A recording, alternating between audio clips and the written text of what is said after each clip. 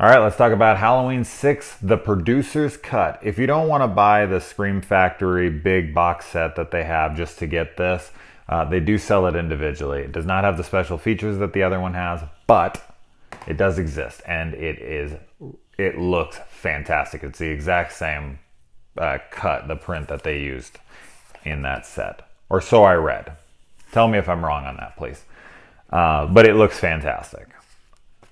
Anyway, I want to talk about something that I didn't talk about in the last video, something I forgot to talk about here. In the Halloween novelization, there is a prologue that talks about the Druid Festival of Samhain. Now, Loomis talks about this very briefly in Halloween 2, when they go to the school, that there's been a break-in, Samhain's written on the thing, and, you know, the sister's been stabbed in the paper. It's very, very, very, very minor. And, you know, I sat there and I'm pretty sure that that's where this inspiration, you know, for this film, with the Curse of Thorn and all that, came from. But in this prologue here, this whole thing's worth a read. Just, you know, the prologue, just kind of like, I don't know, it's so interesting that it's in here, because this was the, I don't know when this was written. I should actually figure that out, because if I'm curious on if this was written. No, it says 1979. So this was written 2 years before Halloween 2. So this wasn't inspired by Halloween 2's scene. And it says in here that, but it slept only once and did not die, for it could not be killed. And on the eve before Samhain, it would stir, and if the lust were powerful enough, it would rise to fulfill the curse invoked so many Samhains before. Then the people would bolt their doors. Scant good it did them, for the thing laughed at locks and bolts, and besides, there were the unwary, always the unwary. It's an interesting.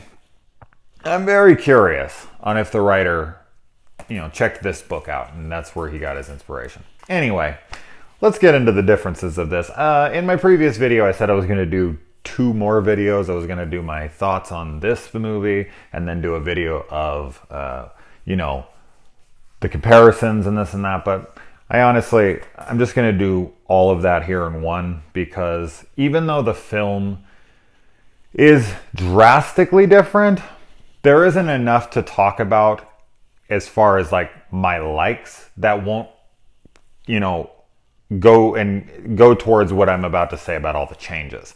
So all I'm going to do here is just talk about the changes, and whether I liked them or not. So that makes a lot more sense now that I watched it. When I said that before, I hadn't watched it yet. I had seen the producer's cut before this, but it had been a while. So this is almost fresh in my mind. When I was watching it, it was basically like I was watching it for the first time. Now, all right, now getting into this. First thing I want to say about this movie is that, do I prefer this one or the other one? Oh, that's a tough one. I think I prefer this one, to be honest. There are things about the theatrical cut that I definitely like more. And I think that if this one had been sound mixed and, you know, put together by like a real studio, that it would even flow better, because you can tell that the audio and whatnot hasn't been fully done yet. So it doesn't feel as theatrical. It almost feels like made for television. But one thing that I really enjoyed about this movie, way more so than the last one, is that this film has a more, you know, a slower pace. It's more subtle. It's just a more refined film when I watch it. Like, especially the musical score here. There's like all pop music has been cut out of it. All of like the loud noises when people come up, you know, when her brother comes up behind that girl and he's like, you know, and they make, you know, the real loud music, like all that shit's taken out. The jump scare, high-pitched noises, all that's gone. The musical placement, because the score is completely different. Now, I'm telling you, this film in the producer's cut feels the most like the original Halloween. Now, I know people will be like, what are you doing, get crazy about that, but from a completely atmospheric standpoint, like the way the first one felt and the way they made this producer's cut felt, they feel very similar in tone. The story with the thorn shit thrown in makes it drastically different. But if you take out the cult, thorn, pagan ritual stuff in this, and there's a decent amount of it, don't get me wrong, but if you take all that out and you just pay attention to the scenes with Kara and, Tommy Doyle and, scenes like that, it has a very similar feel to the first one, more so than any of the other films I've seen in this series. And it seems that it's such a shame that they had to go so overboard with this explanation for why Michael seems to be unkillable. It didn't need to be explained. I mean, he just, he's indestructible. I mean, that's fine. We didn't need an explanation for it. So when I was watching this, I was really, really surprised by how I was feeling like I was watching the 1978 film a lot of the times. Like, wow, this really feels like that scene, and I'm going to get into that as I talk about this, all the changes. Now, the opening is much different. It's the whole film has got a much slower pace, as I said. So the opening's slower. They've taken out a lot of things, and there's a lot more changes than what I'm going to mention, but I'm only mentioning the notable ones, and this is 2 full pages. So yeah, it's this movie is drastically different. If you haven't seen this and you're like, oh well, how different, it is a completely different film, even though you feel like you're watching the same film at times, because there is a lot of the same scenes and there's a lot, and they use different shot selections of same dialogue, but there's so much added. There's so much changed that you are watching a completely different film. We have Donald Pleasance doing the narration and the opening, and it's almost the same dialogue that, Tommy is giving, or, Paul Rudd's character. We get a flashback to part 5. When Michael escapes the prison or the jail cell, and we actually see Jamie come out and see Michael being pulled into a van and taken away. So you get to see that. You see that in this when the nurse hands off the baby to Jamie and they go running off together, that Michael is being kept in a cage. I mean, they open up a cage door and he comes out. Whether that's a prison cell that he's in, probably is, but they let him loose on it, and that's the first appearance. Instead of him appearing in the darkness behind, you only see his feet, mind you, but that is, they changed that, so you're like, oh, that's Michael, oh my god, he's been imprisoned. So it kind of already puts you in that spot of oh, he's being controlled, people are telling him what he can and can't do by this, this cell door opening. When he kills the construction worker, it's nowhere near as graphic, and almost all the gore is cut out of this movie, which I was kind of expecting. But yeah, when he snaps the neck and it turns and you can see the top of the spine that's gone. It's just a regular old snap. You have, I like this little scene where Kara comes into, there's so many little scenes. They're only maybe 5-10 seconds extra, but they add so much to the scene. And there's a scene, the scene where Kara comes in to talk to Danny in his room, and he's scared because he said he's hearing voices.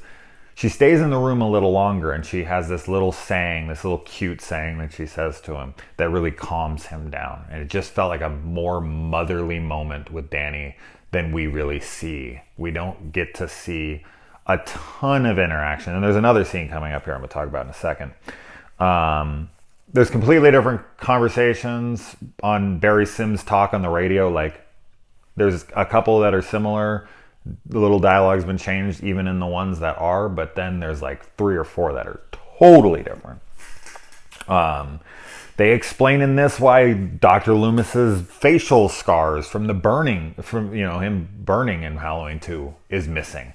Why it was there in 4 and 5, and then 6 it's just miraculously gone. And he says he paid for very expensive plastic surgery to have the scars removed. So I was like, God, why? Why would you cut something like that? It's like 5 fucking seconds, and it would explain away something we're all sitting there thinking, like, where's Loomis's scars? Loomis says that he had a stroke and that's why he retired. That would have been good to know, and that would explain why he's talking slower, why he's slower.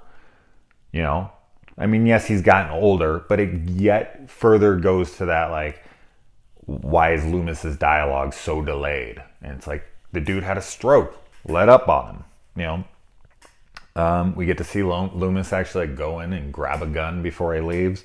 I thought that was cool.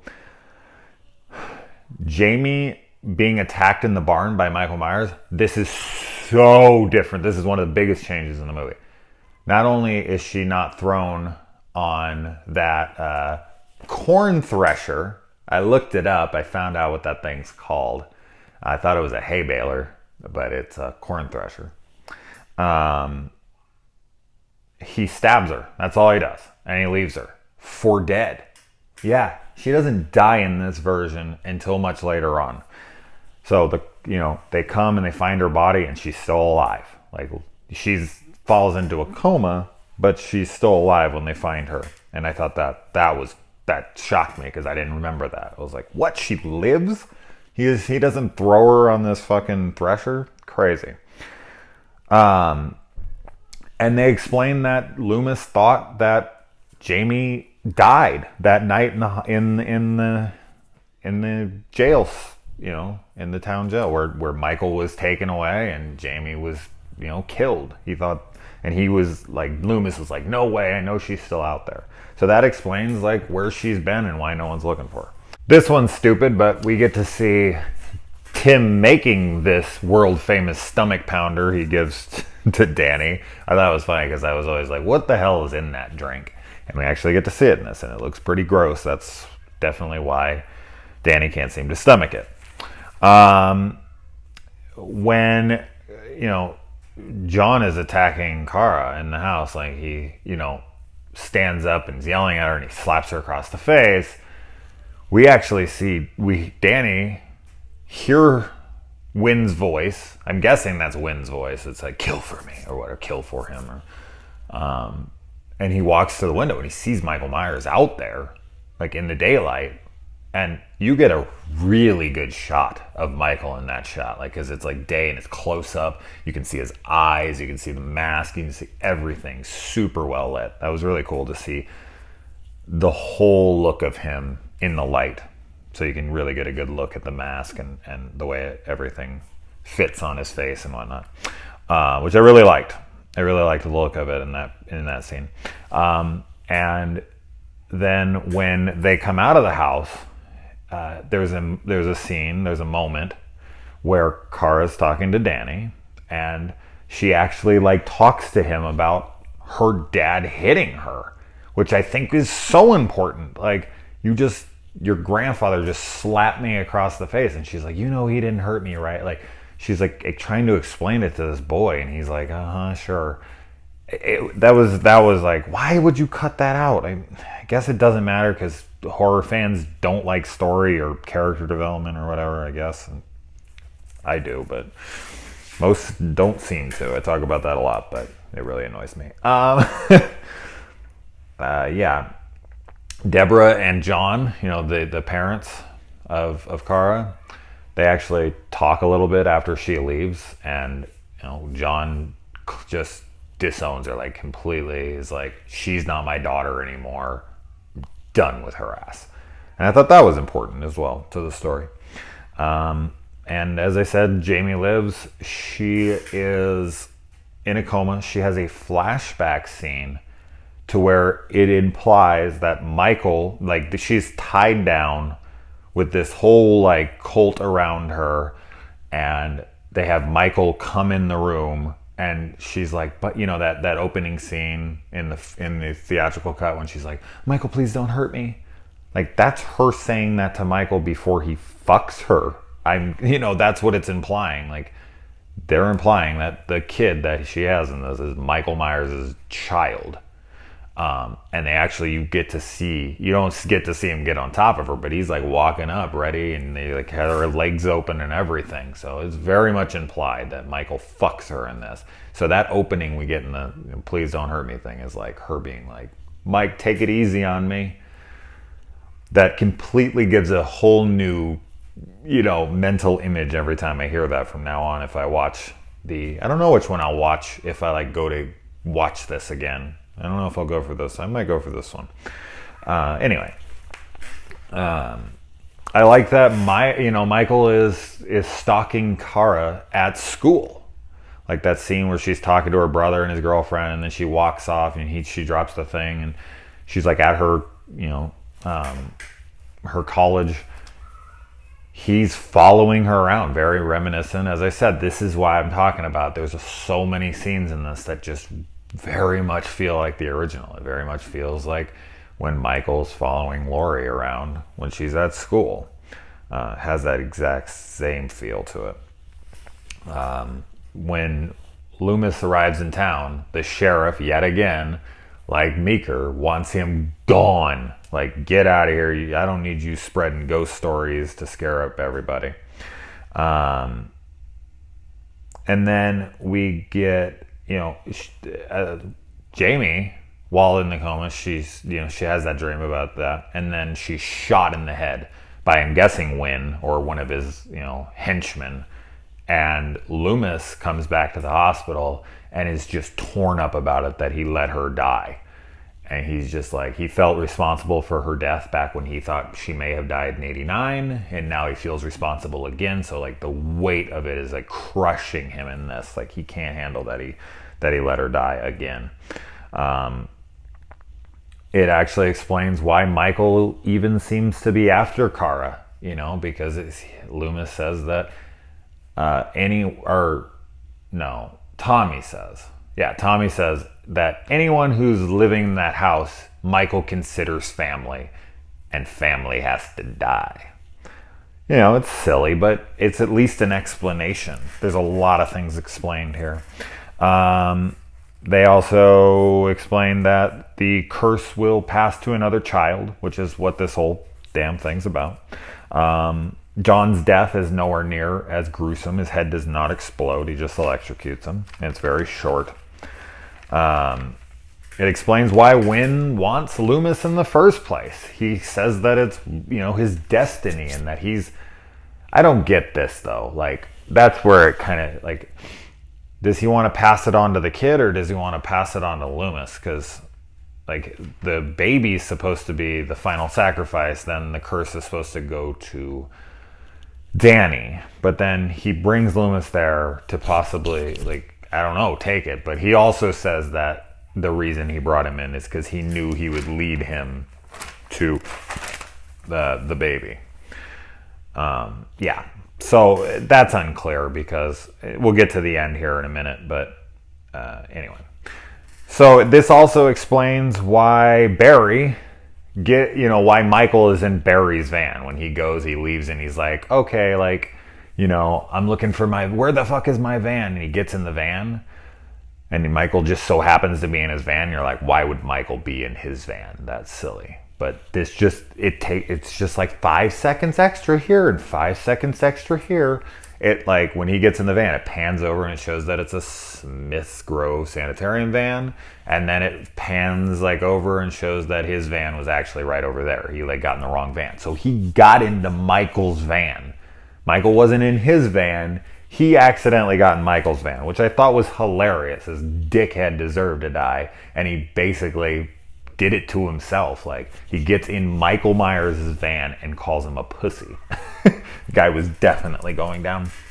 The raining red scene I talked about in the last video, the song by the girl is completely different. Like in the one I was talking about, it's just kind of her chanting it, and as to where it's done more like an actual song, which I thought was interesting. But it's not that important. I just mentioned it in the last one, so I thought I'd mention it here.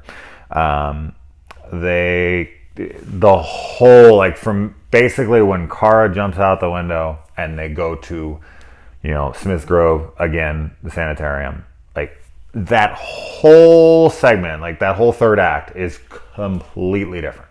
And let's get into that. Instead of Kara being like, locked up in a prison cell, or a padded cell, whatever the hell she's in that room, she's tied down to a table, just like Jamie was in her flashback when she was raped. They're going to sacrifice her and the baby. Not sure why her, but I don't think that's explained. If it is, I missed it. I was trying to pay attention to all of the changes here, but I don't know why Kara needed to die. Just because, I guess. You've got Tommy, like right when Loomis and Tommy get to Smith's Grove, you actually have Tommy talking to Loomis about Thorn. Like that scene before he walks away, like he actually stops him and he's like, I have, because he tries to tell him in the hospital and he gets interrupted. Then they go to the hospital together and he actually sits there and Loomis already kind of knows about it. He's like, Thorn, like I also thought. So they're like on the same page basically. So it kind of shows that Loomis did his research and came to the same conclusion as Tommy. They both had been obsessing over Michael. And that makes a little more sense. I mean, as I said, the whole Thorns thing is stupid. I'm not going to say it isn't. But since it's here, I'm glad that is being much better explained in this one. There are some things that are still a little hazy, but man, way less. Anyway.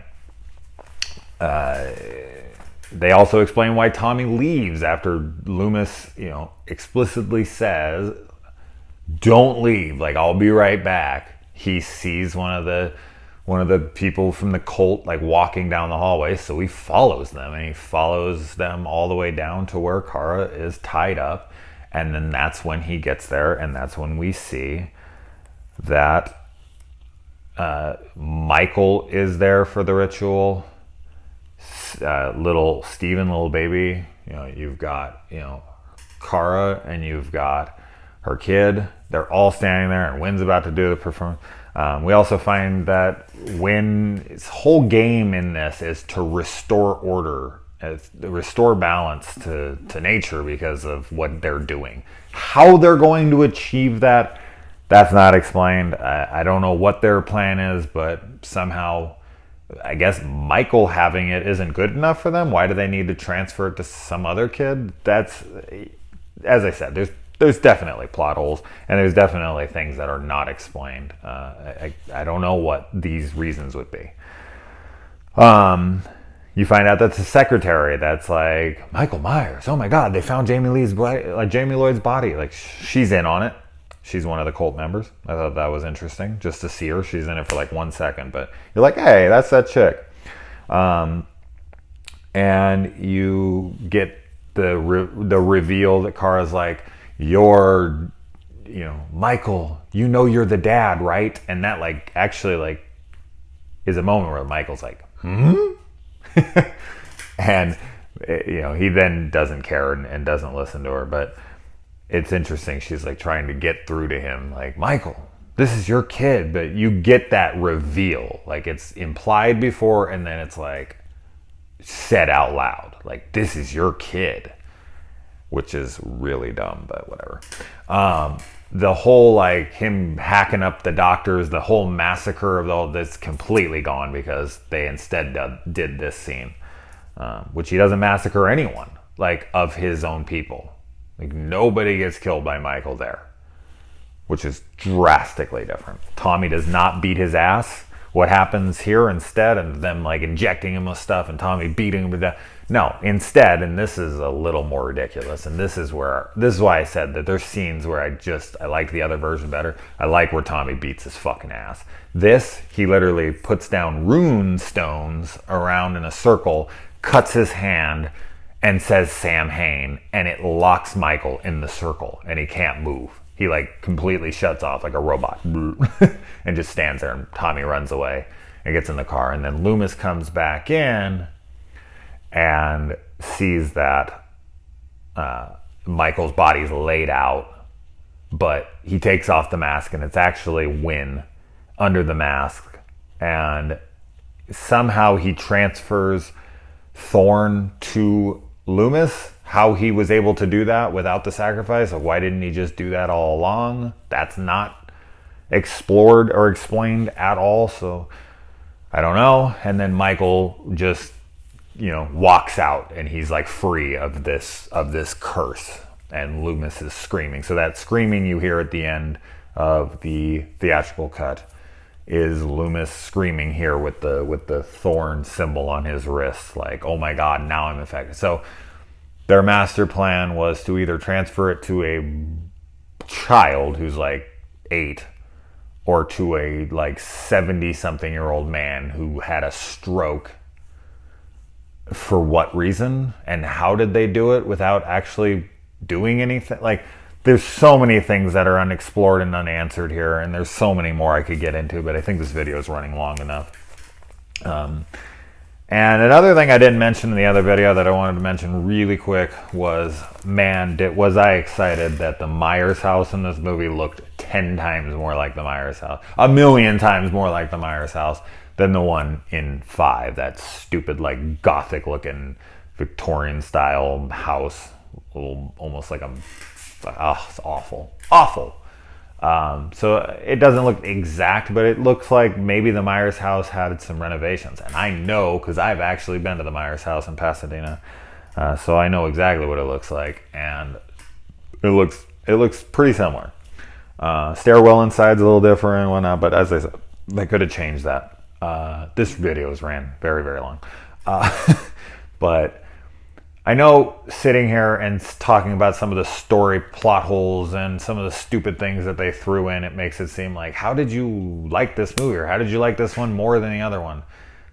Because I can ignore that stuff for this movie for some reason. And I really like focus on the tone and the atmosphere and Michael and the kills and some characters and Loomis. And there's a lot of things in this version that I like, and the theatrical cut as well. So, as I said, I mean, now talking about it all the way through, I do think I prefer this version because it feels way more like the original than the theatrical cut. The theatrical cut feels more studio made, which isn't always a bad thing, but it's got a lot of, like, as I said, it's got like pop music thrown in and these loud screams and completely ignoring all sorts of different things. Like, you can tell that this one followed the script much better. Like, things are explained, things are explored. So yeah, I don't know if you guys have seen both versions and which ones you like more. Definitely let me know. I just wanted to do something different for Halloween. This is, I guess, my Halloween special. But this was fun. This was a lot of fun. I was looking forward to this, and it's something I've been wanting to do a whole long time. And I hope it wasn't too damn boring, but definitely let me know what you think. If you have any questions, please ask. I answer pretty much every single comment in my comment section. If my phone notifies me, sometimes I'll be panning through and I'll be like, what? I never saw that. I never saw this. What the fuck? So yeah, please ask me anything you want in this, and hope you guys have a really happy Halloween. Good night, guys.